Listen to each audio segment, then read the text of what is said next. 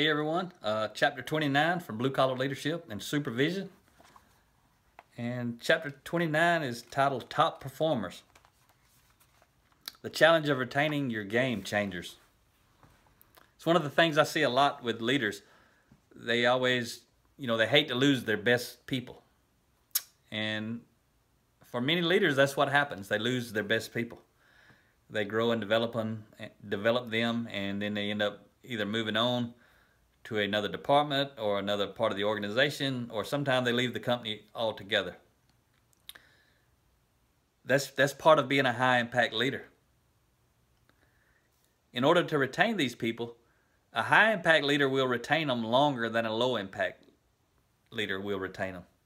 Really, really good people are going to be moving and growing. So if you want any chance whatsoever to hold on to these people longer, you've got to become a high-impact leader.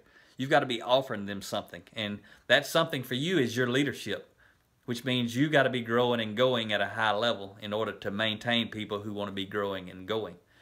At the same time, high-impact leaders actually feel rewarded when their best people leave. That's part of what high-impact leaders do.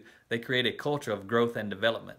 They're bringing these people up to move them up and to move them on. Sometimes it may be that I grow and I move up, and some of the people on my team will fill my position. That's great. Sometimes I don't move up. They move up and leave me behind.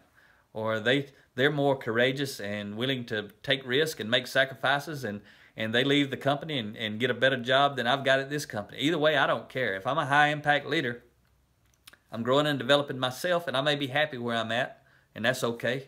Or I may not be happy, and I want to grow and move up myself. Either way, I've got to be growing and going in order to attract growing and going people, knowing that they're going to leave at some point, most likely, and that's okay. Low-impact leaders try to hold on to them, try to prevent them from going. You may not have heard this statement. I've heard it forever, but some people still have not heard it. And basically what it says is, people will say, what happens if we train the people and they leave? That's low-impact leader thinking. What happens if we train the people and they leave? High-impact leaders thinking is, what happens if we don't train them and they stay? High-impact leaders know there's only one choice: grow and develop the people. Top performers, they require a lot of leadership, high-impact leadership. I hope you're a top performer, and I hope you can retain and attract top performers to your team. But just realize, if they leave, it's not necessarily because of you. That's just what high-impact top performers do. They go and they grow. It's okay.